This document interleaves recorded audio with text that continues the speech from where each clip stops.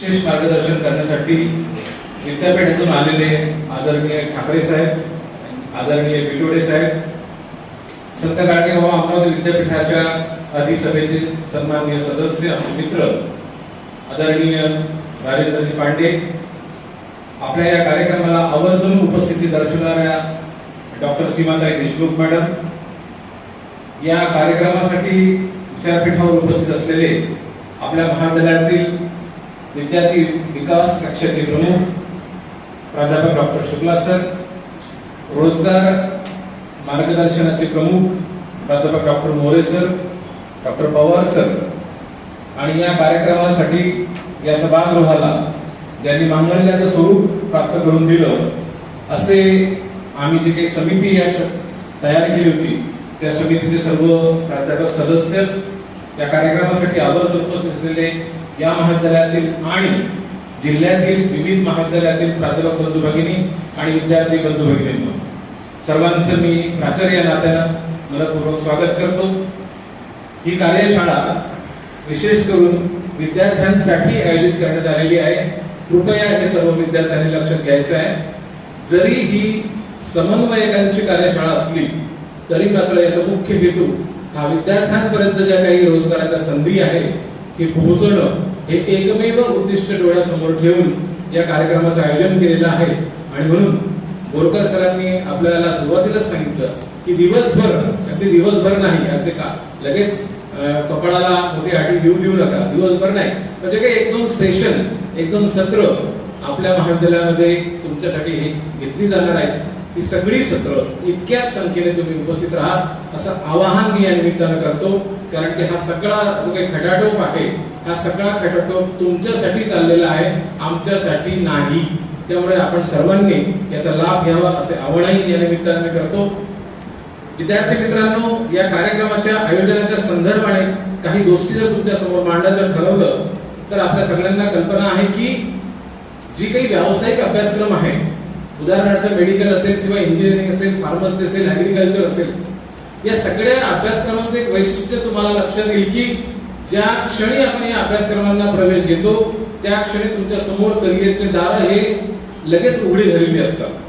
म्हणजे तुम्ही जर मेडिकलला गेला तर तुम्ही डॉक्टर होणार आहे, फार्मसीला गेला तर तुम्ही फार्मासिस्ट होणार आहे, ऍग्रीमध्ये गेला तर एखादी ऍग्रिकल्चरची नोकरी लागणार आहे, इंजिनिअरिंगला गेला तर इंजिनिअरिंग होणार आहे। पण सर्वात मोठा प्रश्न करिअरच्या संदर्भाने उभा राहणारा जर तो असेल तर कला, वाणिज्य आणि विज्ञान शाखेचे खास करून बीएससी शिकणारे जे विद्यार्थी आहेत यांच्यासमोर हे मोठे प्रश्न आहेत। कारण हे जे काही व्यावसायिक अभ्यासक्रम आहे, या व्यावसायिक अभ्यासक्रमांच्या जर तुम्ही वेबसाईट्स पाहिल्या तर त्या वेबसाईट्सवर एक आवर्जून एक टॅब तुम्हाला दिसतो की एम्प्लॉयर कोण कोण आहे। म्हणजे आमच्या महाविद्यालयामध्ये तुम्ही एखादी डिग्री घेतल्यानंतर तुम्हाला कोण नोकरी देणार आहे ते एम्प्लॉयरची लिस्ट असते, तिथे सगळ्या कंपन्यांची नावं दिलेली असतात, सगळ्या कार्यालयांची नावं दिलेली असतात की तुम्ही हे एज्युकेशन पूर्ण करून गेल्यानंतर तुम्हाला या ठिकाणी नोकरी लागू शकते। पण मात्र कला, वाणिज्य आणि विज्ञान शाखांमधल्या महाविद्यालयाच्या वेबसाईटवर अशी यादी आपल्याला अजूनही टाकता येत नाही। त्याचं कारण असं आहे की कोण कुठल्या मार्गाला जाणार आहे हे आपल्याला पूर्णपणे माहीत नसते। विद्यार्थी मित्रांनो, तुम्ही आता सध्या ग्रॅज्युएशनला असाल, पहिल्या वर्षाला, दुसऱ्या वर्षाला की तिसऱ्या वर्षाला आहे फारसं मला माहित नाही, पण मला असं वाटतं की आपण ज्या वर्षी पहिल्या वर्षी एखाद्या अभ्यासक्रमाला प्रवेशित होतो त्यावेळेस तुम्ही ती यादी तपासली पाहिजे की मी या अभ्यासक्रमाला प्रवेश घेतल्यानंतर मला कोणकोणत्या रोजगाराच्या किंवा एम्प्लॉयमेंटच्या संधी आहेत आणि मग त्याच्यानंतर आपण ठरवलं पाहिजे की यातल्या कुठल्या रोजगाराच्या संधीसाठी मी पात्र आहे। म्हणजे ज्यावेळेस एखाद्या कॉन्फरन्सचं पत्र आम्हाला येते आणि आम्ही ठरवतो की या कॉन्फरन्सला जायचंय आणि या कॉन्फरन्सला आम्हाला एखादा पेपर लिहायचा आहे, ज्यावेळेस कॉन्फरन्सला पेपर लिहायचा आहे त्यावेळेस एक मोठा थीम असतो किंवा त्याला मुख्य थीम आपण म्हणतो, पण त्याच्यातले ते सब थीम्स असतात, उपविषय असतात। त्या उपविषयाला आम्ही ठरवतो की याच्यावर आम्हाला पेपर टाकायचा आहे, याच्यावर आम्हाला पेपर लिहायचा आहे। मग त्यातही आम्ही काय करतो की यातला आपलं स्पेशलायझेशन कोणतं आहे, यातला आपण कुठला पेपर लिहू शकतो।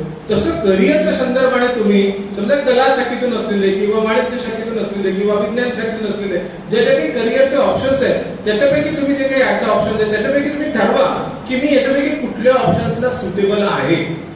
माझे विषय, माझी चॉईस, माझी लायकिंग्स, माझ्यातल्या क्षमता आणि माझी अभ्यास करण्याची असलेली तयारी हे सगळं बघता मी कुठल्या गोष्टीला या ठिकाणी योग्य म्हणजे फिट असू शकतो हे तुम्ही ठरवा आणि त्याच्यानंतर तुमचा प्रवास करा.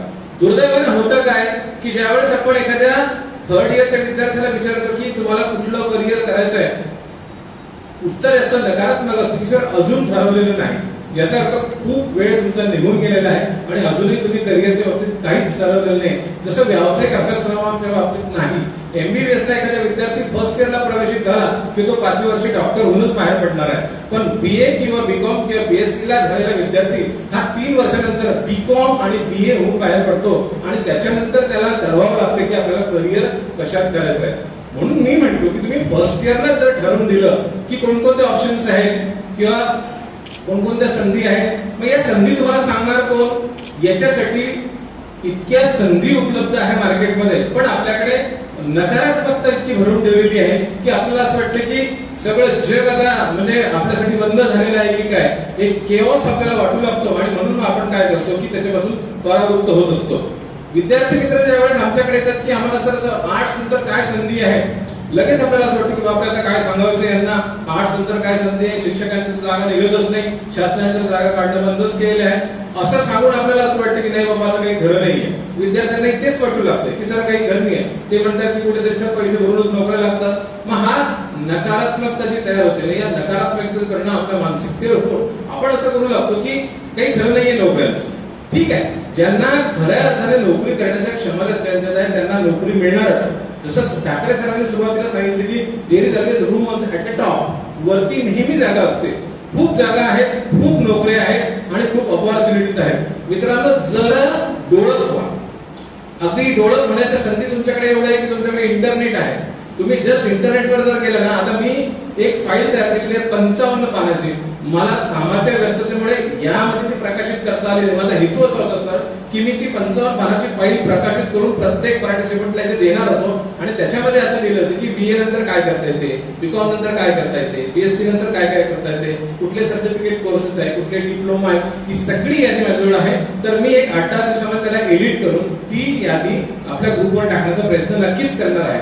तर अशा ज्या संधी या संधी तुम्हाला पुष्कळ आहेत. फक्त काय गरजेचं आहे, तुम्हाला थोडं बाहेर पडावं लागतंय. ही जी चाकोरी आपण स्वतःसाठी घालून दिलेली आहे, या चाकोरीच्या जर थोडंसं बाहेर गेलं तर मला असं वाटतं रोजगाराच्या प्रचंड संधी आपल्याकडे आहेत. तुम्ही नकारात्मकतेचा विचार करू नका. तुमच्या कानामध्ये नकारात्मक गोष्टी भरणाऱ्या लोकांकडे अजिबात लक्ष देऊ नका. त्यांना उलट सांगा की मी पण नोकरी मिळवणार, तुला पण नोकरी देईल. इतकी क्षमता तुम्ही स्वतःमध्ये ठेवा, म्हणजे तुम्हाला नक्की नोकरी लागणार आहे. नोकरीच्या प्रचंड अपॉर्च्युनिटीज आहे. तर समजा याच्या व्यतिरिक्त काय आहे, याच्या व्यतिरिक्त तुम्हाला काय केलं म्हणजे नोकरी लागू शकते, हे सगळं सांगण्यासाठी बोरकर सर आहेत, हे सगळं सांगण्यासाठी ठाकरे सर आहेत, हे सगळं सांगण्यासाठी बिटोडे सर आहेत. कारण की हे अनुभवी लोक आहेत, या क्षेत्रात हे काम करतात आणि मग यांना माहित असलेल्या रोजगाराच्या संधी तुमच्यापर्यंत पोहोचवण्यासाठी या कार्यशाळेचं या ठिकाणी आयोजन केलेलं आहे.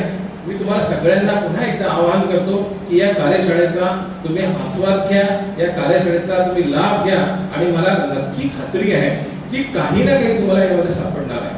विद्यार्थी मित्रांनो, तुम्ही बघा की काल एक टीव्हीवर बातमी मी पाहिली की कुठल्या तरी नदीमध्ये भरपूर असे लोक माणसं मेल्यानंतर त्यांची रक्षा विसर्जन केल्यानंतर ते पाण्यात फेकतात. त्यातले अगदी छोटे छोटे सोन्याचे मणी शोधण्यासाठी त्या तळाशी जातात आणि त्यातून ते शोधतात. तेव्हा कुठे त्यांना एक दिवसभरातून 1 किंवा 2 असं काहीतरी सापडते. इतका क्वेस्ट, इतका शोध आपल्याजवळ जर असला ना, मला असं वाटतं तुम्हाला सुद्धा नक्की काहीतरी सापडणारच आहे. पण तुम्ही जर असं वरपांगी सगळं बघत बसले तर मला नाही वाटत की तुम्हाला त्याच्यामध्ये यश येणार आहे. जरा थोडंसं खोल जा, थोडंसं फरक केलं ना, नक्की तुम्हाला रोजगाराच्या संधी सुद्धा नक्की सापडणार आहे. तर तुम्ही आजच्या या व्याख्यानांचे लाभ घ्या आणि जर काही अडचण असेल तर संदर्भ जे काही लोक आहेत आपल्या ठिकाणी आपल्याला आले, हे सगळे तुम्हाला तुमचे फोन नंबर आम्ही शेअर करूया.